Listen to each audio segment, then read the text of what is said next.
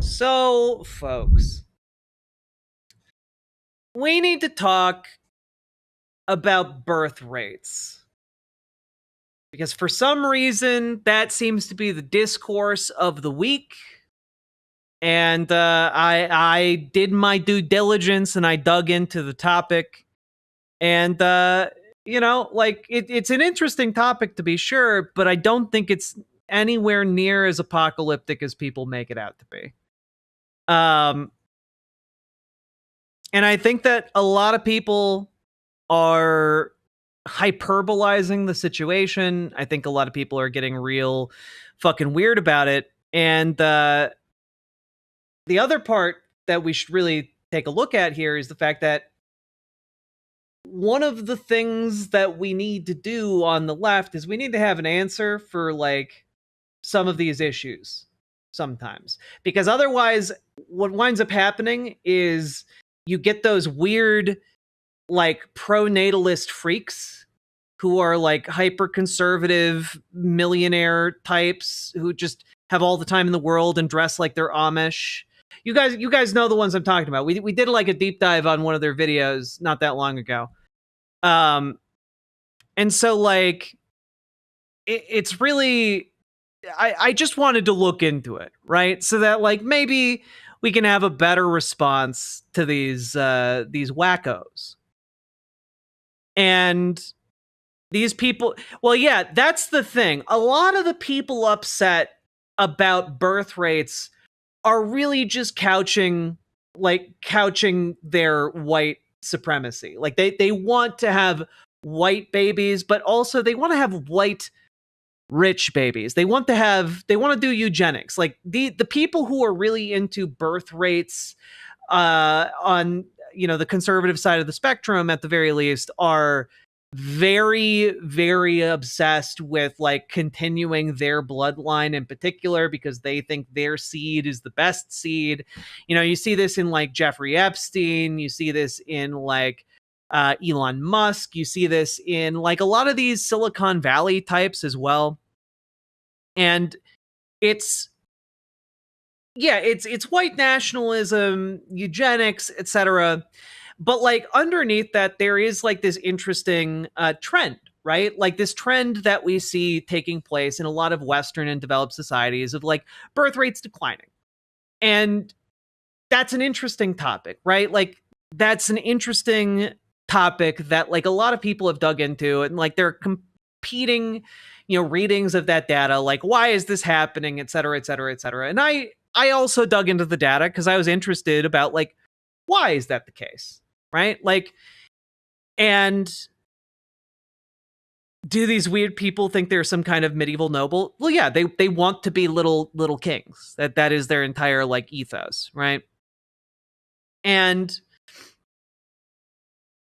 honestly, as I looked at a lot of the trends and the data and the interpretations of the data from academic folks, really the conclusion that I came to is that there are like a few competing reasons for a decline in birth rates in Western countries. And I'm just going to throw this out there as like my interpretation. Take it with however many grains of salt you'd like. But essentially, you have capitalism, right? So capitalism is making things expensive. It is also causing every single family to need to like kind of optimize its output in order to succeed, because the better you are, the more money you make in capitalism, like the more security you have. And basically people want to be pretty secure if they're going to have children, generally speaking, if they have the option, right?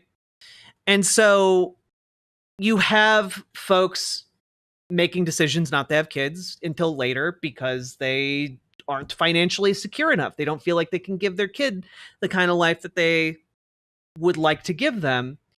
And like this becomes a problem that isn't really a problem, largely because people in that category tend to have their babies just later in life. There was like an explosion of people having children, post 30 years old, right? And so like that's emblematic of this idea that like children, as opposed to in the past, as opposed to like pre-industrial society, children have gone from being like an asset that can create wealth for you essentially to a drain on your finances. You know, it's stupidly expensive to have a kid in Western countries. And when you do choose to have a kid, like that expense is then not, you know, shouldered by the community or society at large. You know, you're expected as a parent to pay for childcare. You're expected to pay for, you know, most, if not all of the meals, all like the healthcare, like all of these different things, like they add up and they're really expensive. And you know, there's like an old timey saying, it takes a village to raise a child, because in the old days, like the village would communally raise children, right? And so we no longer have that social safety net, because that social safety net has been commodified, it's been privatized, right?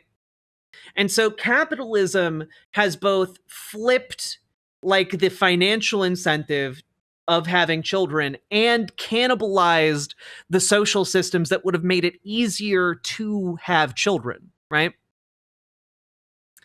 And it's not just Western countries.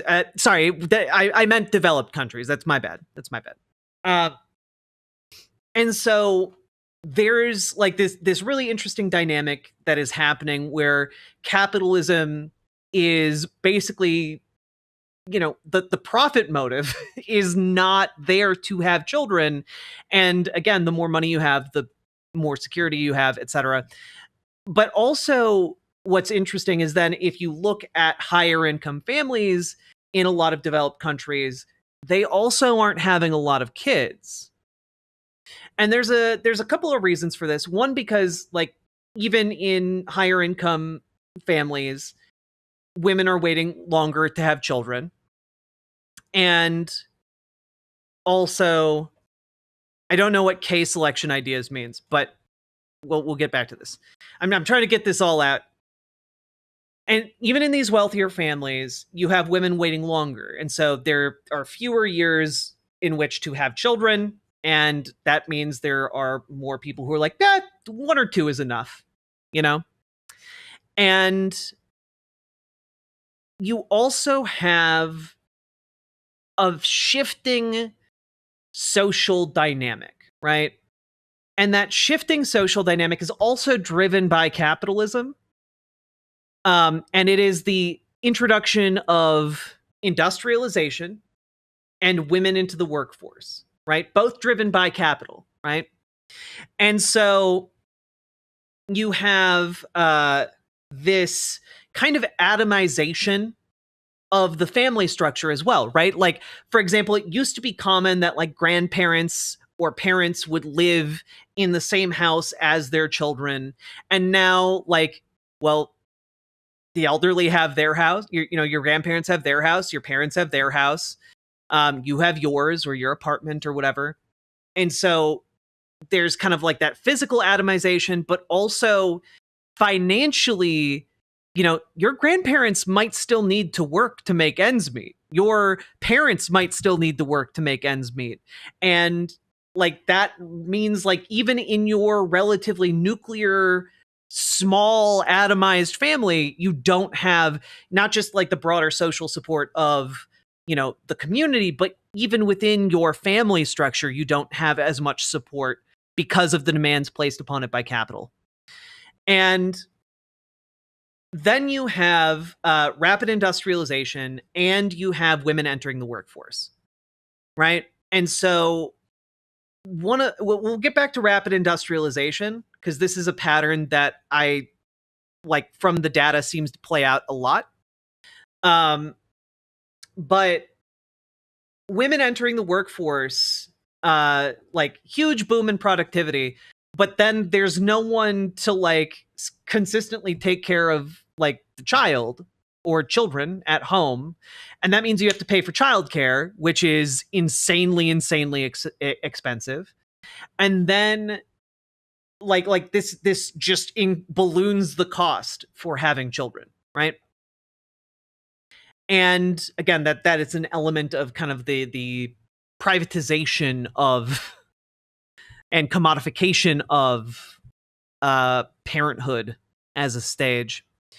And when we look at rapid industrialization, and this is one of the interpretations of data from like South Korea that I found really interesting. Rapid industrialization moves faster than we as a social species adapt. And so what that winds up doing is that you create like an entirely new social fabric when embracing industrialization. And our actual social standards lag behind that new material reality in a way that makes it difficult, at least in this modern era, to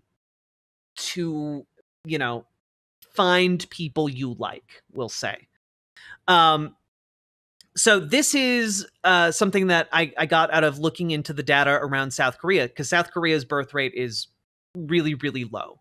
And that's for a lot of different factors that are too complicated to get into. But when I look at that, like it really seemed to boil down to um, this rapid period of industrialization that was really, really successful for South Korea economically, but had sweeping ramifications for the social fabric. And what I mean by that is a lot of men still maintain traditional views of masculinity and expectations for women, while women had a lot more agency due to their new need in the workforce and in like education. And so that created like this gap in expectations, because what seems to be relatively universal is that women who are educated generally want to, they want to partner with with men or women, I suppose. But when we're talking about birth rates, I guess, like for the sake of simplicity, let's just say men. They generally want to partner with men who are as educated or more educated than they are. It's not like it's not to do with like, oh, aesthetically they're just not my type. It has far more to do with their level of education. And what has ended up happening is that like there's this gap where a not insignificant amount of women, more women than men, get higher education, and a lot of men, for various reasons, fall out of their educational track. And then we get to kind of like one of the third, like one of the big tent poles here, which is patriarchy. The way patriarchy and capital interact in industrialization as a process seems to create men radicalized to these very traditional roles, and then they become reactionary when those traditional roles do not actually, get them the kind of life that they expect or get them the kind of partner that they expect. And so that gives rise to kind of like this backlash against women having autonomy and agency. And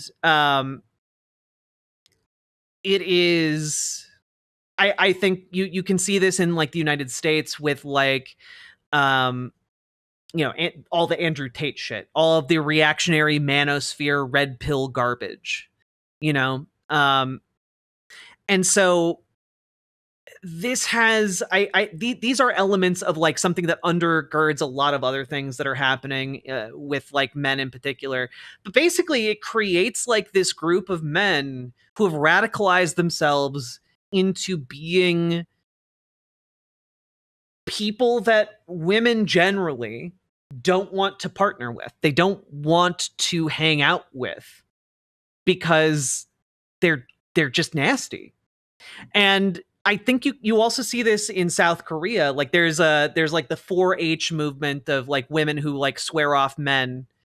And so like it becomes like this, women will respond to this kind of hostility towards them and their ability to have agency. We even saw this the other day when we covered that Megyn Kelly Anna Kasparian bit, where Megyn Kelly railed against a liberal woman who like didn't want to like be in a relationship with a conservative man, but then later on in the show went on a tangent about how like what's with men these days.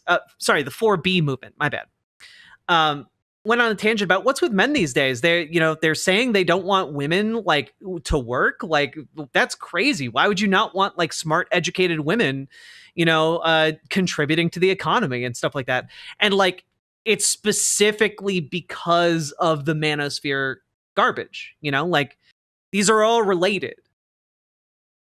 The patriarchal expectations and reinforcement of that then get further commodified by capitalism itself. Like, it then creates this perverse incentive to like become even more grotesque towards women, so like a lot of this then just creates like a significant number of men who just either like outwardly hate women while inwardly desiring them, or you know are intent on hiding like their true selves and then reveal that in a relationship, and women are just like, oh, I genuinely want no part of that. And so like I think it's a really interesting conversation because it does have wide sweeping ramifications for what society might be like in 60 years. Like, oh man, our men and women are just never gonna like get together anymore in 60 years, and like I don't think that's the case at all. I think that this will eventually fix itself because ultimately men and women want to be together. Like, just people are attracted to each other. It's going to happen. But I think one of the things we have to keep in mind is like we have to like take into account that a lot of this is driven by social change, and that social change and the backlash to it are driven by material realities being that are in turn driven by capitalism. And we need to address some of those material realities, right? So in a lot of the countries that have slowed down or had diminished like declines in birth rate, that's because they have like these financial programs that provide things that like the community used to provide. You got your paid parental leave, you've got your child care, you've got your education, you've got your health bills covered. Like, all that stuff helps a lot, but it still doesn't stop the decline entirely. And so like I think a lot of what it is rapid industrialization and patriarchy and capitalism interacting to create like these frankly people who do not want to have sex with each other because they find one another odious, you know is it higher education because they want their partner to be more intelligent and have similar educated perspectives of the world, or higher education because people with higher education tend to make more money? I'm guessing it's a combination of both. Depending on the person, obviously, like it can be one or the other or a combination, and I'm just going to say it's more likely to be a combination. But yeah, it's time to wage a war against sexism. Well, unironically, yeah. Like, that's kind of like the thing that is keeping people from, having sex with each other is, one, just the material demands placed on you by capitalism give you almost no free time, and also like you don't have the financial security to feel like you can be able to have children, and you feel like if you do have a child, it's going to be that's like $300,000 down the drain, and you're working 2 minimum wage jobs. You don't got $300,000 to throw down the drain, and I think ultimately a lot of what this is a patriarchal backlash against the increased agency women received as a result of capitalistic demands on our society. And so, like, you can point to women have been heavily socialized to seek partners of higher social status, but that's also patriarchy. Patriarchy is something that affects men and women. It's not like when I say patriarchy and capitalism have combined, I'm not saying it's just a man issue. I'm just saying, like, the most negative and I think the most impactful element of what got affected by patriarchy and capitalism is this disaffection hitting men and radicalizing them in a very particular way. Does that make sense, folks? And I think that ultimately these issues will be solved, but like it takes actual effort to combat this. Otherwise, capitalism is just going to keep radicalizing these people into people who are, for all intents and purposes, they've given up on themselves or improving themselves and have just sunk into a hateful, spiteful mediocrity. So the main thing is industrialization happened relatively recently in terms of like how human behavior changes, and patriarchal pre-industrial attitudes have been around and ingrained in our culture for 2,000-3,000 years, 4,000 years. It's going to take a bit to unlearn some of that.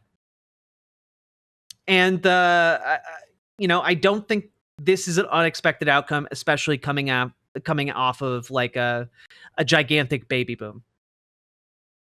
But I do think we are capable of adapting far faster than thousands of years. I don't think this is going to be a problem that persists, 200-300 years from now until like all of human civilization collapses because no one wants to fuck anymore. Like, I don't think that's at all what is going to happen here. But I think it is good to be aware of how this can all come together into a persistent social problem. Capitalism. Sorry, best I can do is a iRobo being made monthly subscription service. Please return to your nearest charging receptacle before expiration. And Moth, thank you for the $5 super chat, because that also is one of the things that I think we need to combat. In the similar way I went off earlier in this stream about Mark Zuckerberg billing AI chatbots as your new friends. I think we need to take an axe to a lot of these services and like that seek to commodify romantic attachment and like, familiar attachment. I think stuff like that should be illegal, frankly. Because I think stuff like that is going to set us back even farther. Just the services. I have no problem if you're talking to a real person who wants to do that for you. But like, I think that ultimately a chatbot doing it is going to like kill all our society. I don't think that's something that is at all healthy for anyone who participates in it.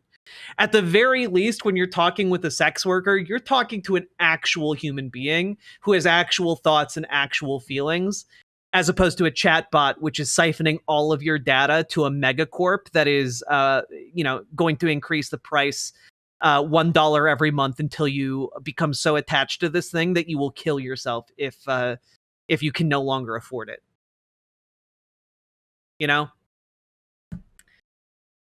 So, yeah. When we're talking about birth rates, I think the far more interesting problem is the problem in our social fabric resulting from our rapid industrialization, and the further exacerbated by like the digitization of our society. So, like, I think a lot of things are difficult with this, but I don't think the actual like birth rate problem is as big a problem as people make it out to be. Does that make sense? I don't think we need to resort to like crazy measures or like draconian dictatorships in order to, like, we don't need to do a Handmaid's Tale here, okay? I think all we really need to do is have social programs that combat sexism, that make people aware of this and, like, socialize men and women as friends as opposed to, like, fundamentally different and unknowable creatures. We need to get rid of, like, the men are from Mars, women are from Venus idea. Throw that in the trash and just, like, really reinforce with our kids and future generations that, like, you can be friends, because they're people. Like like that sounds basic as fuck, right? But, like, I think there are genuinely a lot of men and boys who cannot imagine friendship without, like, sexual undertones with a woman. This was something I saw all the time in my conservative, like, religious circles that I ran in. There were so many men in my college who did not believe men and women could be friends on equal footing. You know? And so I just think that when we're talking about this kind of stuff,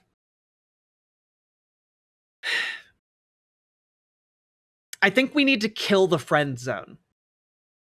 You know? I think, like, fundamentally, we need to kill the idea of the friend zone.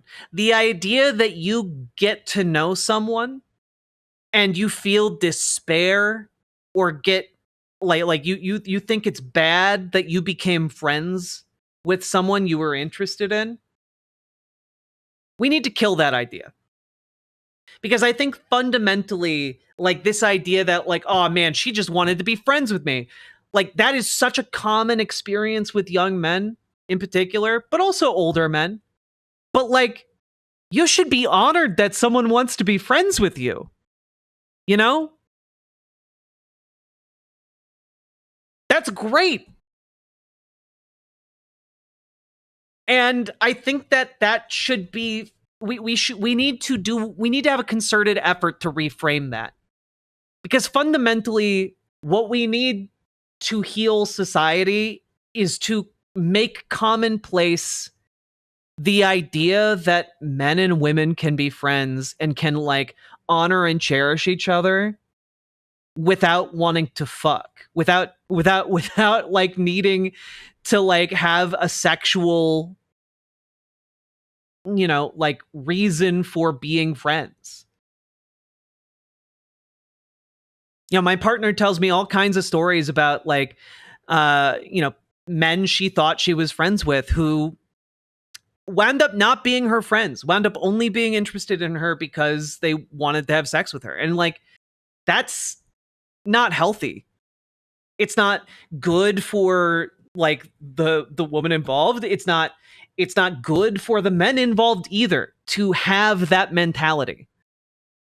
And the entire premise of, like, this reactionary manosphere red pill world is that you should lie to women because they could never actually like you. Right? And that's just a lie. That's just a lie. It's a lie that they say because it plays into the fears of their audience and it profits them. And so, like, we need to make common the idea that friendship is not a consolation prize. It is a rare and beautiful thing that is being offered to you. And I think that genuinely, that would solve a lot of problems, at least here in America. I can't speak to the social fabric of other countries, but, like, here in America, I think that would solve so many problems. Because you know what?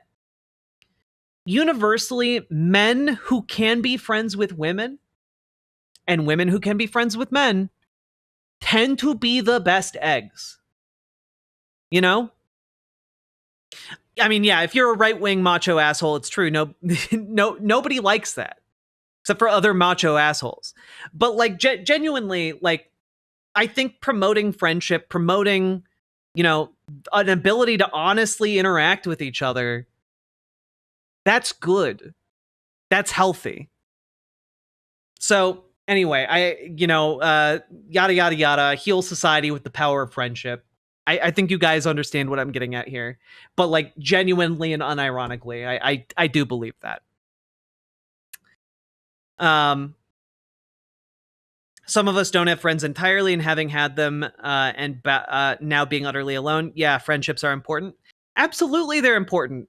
You know, like I'm autistic, and like it's really hard to maintain friendships. It's really really hard. Um, you know, and the ones that you do have are really really important. We have no third spaces that don't cost like $70 to go out to anymore. Also, yeah, because capitalism is also part of the problem. You know, my friend group is made up of a lot of gals and men together, but how do we make others do that? Well, genuinely, you can't make others do that other than like when you encounter other people, like normalizing that idea. Because I know it comes up like all the time in different conversations and in different ways, but like normalizing that idea is a place to start. So anyway, that is my entire talk on birth rates. And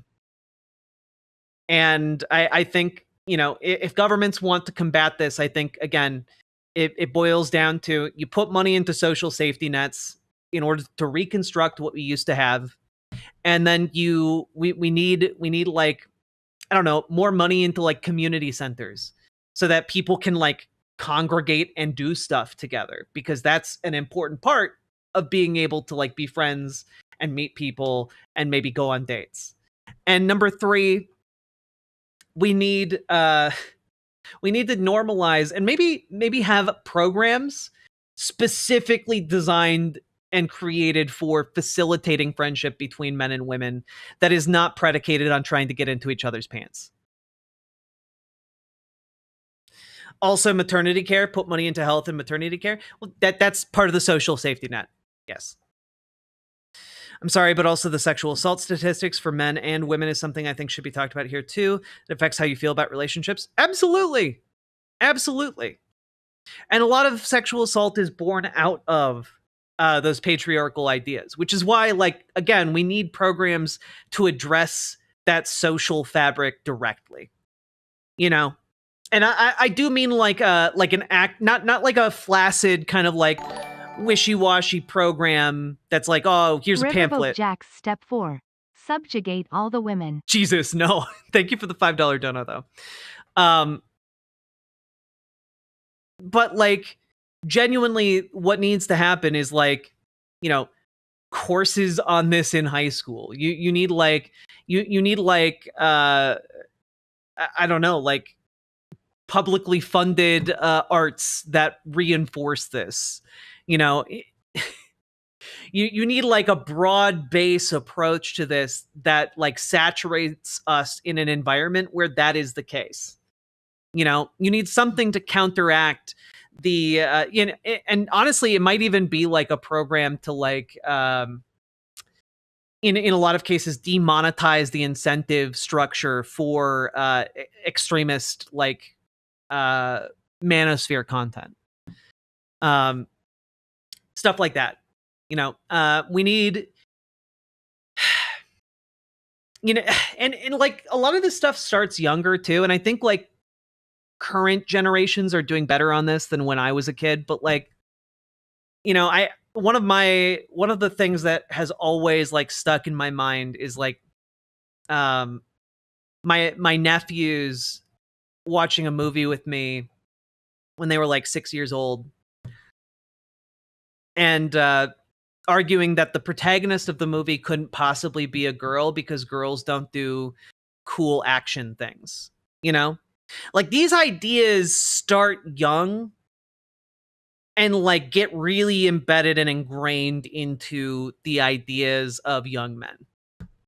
And I think that like part of this just needs to be a shift in how we approach a lot of different aspects of society. It needs to be an intentional deconstruction of patriarchy. And that's going to take a while because patriarchy is old as shit. But again, we can do hard things. So that is all my thoughts on that right now. Riverboat Jack is coming to town. All the viewers gather round. Twitch and YouTube is where she streams. All that content is bursting the seams. Politics, gaming, and plenty more. Her sense of fashion you'll adore. So grab your stuff and hop aboard. We're going straight to Jack's Discord.